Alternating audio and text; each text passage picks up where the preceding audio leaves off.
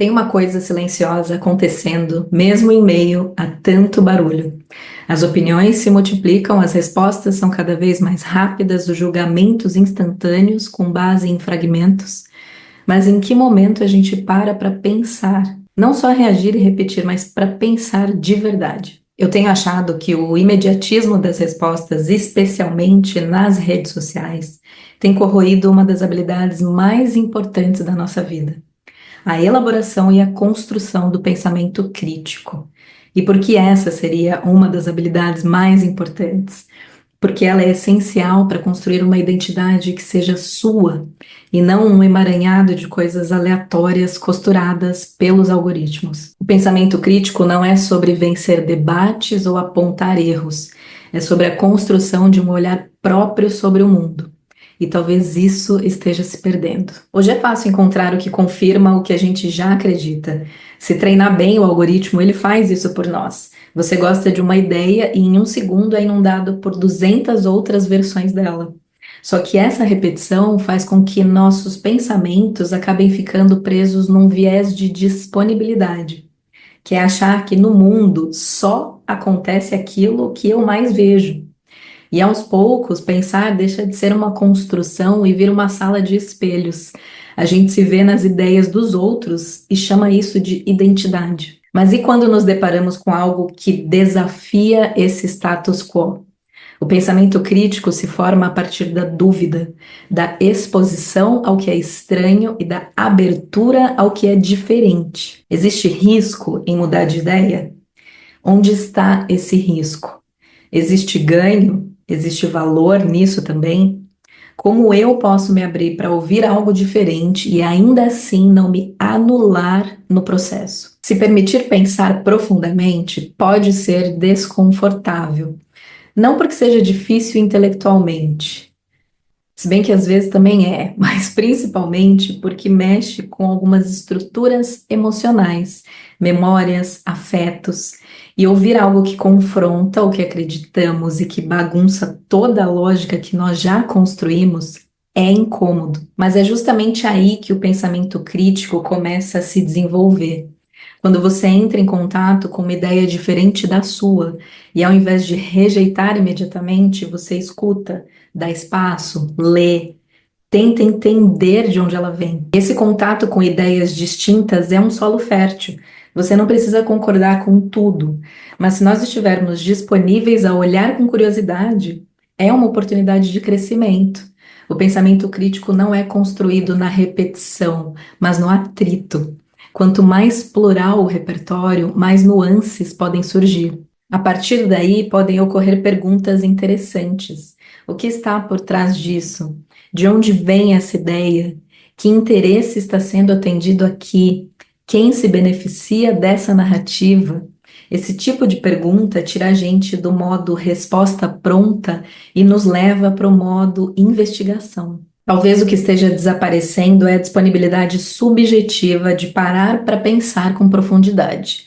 O pensamento está sendo trocado por reações rápidas e respostas de efeito, justamente porque pensar exige pausa. E quem consegue pausar? Exige silêncio. E quem consegue silenciar? Estamos nos acostumando com tanto ruído, com excesso de estímulos, que o vazio de um pensamento em construção parece improdutivo demais para ser tolerado. Mas é nesse vazio que a reflexão ganha forma.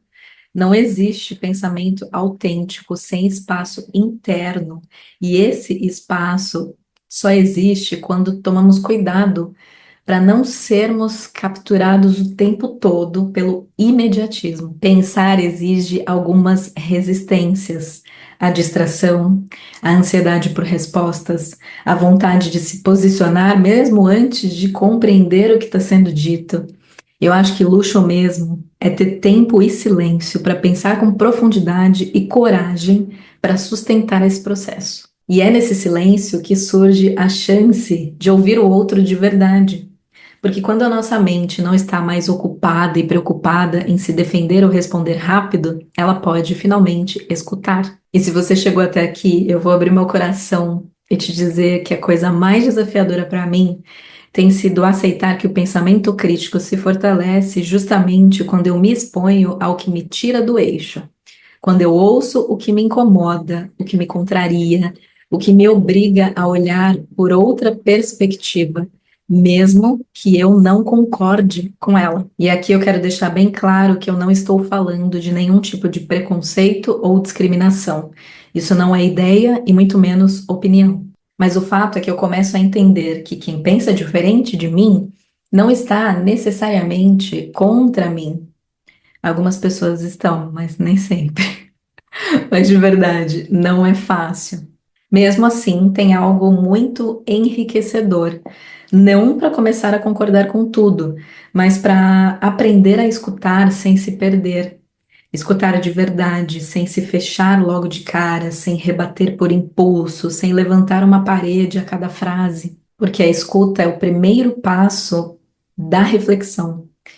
E refletir é escolher com consciência. Quando você consegue sustentar a presença diante daquilo que te desafia, você amplia seu repertório, desenvolve critérios, você deixa de reagir com frases prontas e passa a construir as suas próprias respostas. E aqui entra um ponto que talvez seja o mais difícil de todos: reagir. Reagir é diferente de refletir, e essa diferença tem tudo a ver com o que a gente está conversando aqui. Quando o tema da conversa toca num ponto sensível ou até traumático, a tendência é que a emoção venha primeiro. E tá tudo bem, isso é humano. Isso já aconteceu comigo, provavelmente já aconteceu com você também. Nós não conseguimos pensar com a razão de forma isolada. Razão e emoção não estão descoladas.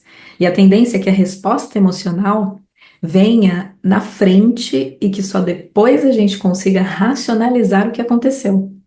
Mas isso é um outro papo e tem vídeo aqui no canal falando sobre razão e emoção. Fica o convite para você assistir saindo daqui. Estar consciente disso é um fator de proteção, porque você entende, segundo diz Viktor Frankl, que entre o estímulo e a resposta existe um espaço. E segundo ele, é nesse espaço que mora a nossa liberdade. E que liberdade é essa? Nesse espaço é o momento de você olhar, sentir e digerir antes de responder. Esse espaço parece estar ficando cada vez mais curto, sendo engolido pela velocidade das redes e sendo replicado fora dos ambientes virtuais também. O pensamento crítico é um trabalho silencioso. Ele não grita, não disputa, não acusa, não precisa de plateia. Ele começa quando você consegue sustentar o desconforto de não ter certezas. Quando você troca a necessidade de vencer por uma vontade genuína de entender.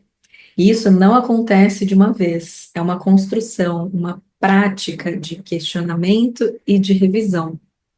Tá, e como eu faço isso? Galera, nós somos seres pensantes. Questione, faça perguntas. Pensamento crítico é treinável, é uma prática que pode ser aperfeiçoada todos os dias, se você quiser. Observe situações, faça mais perguntas.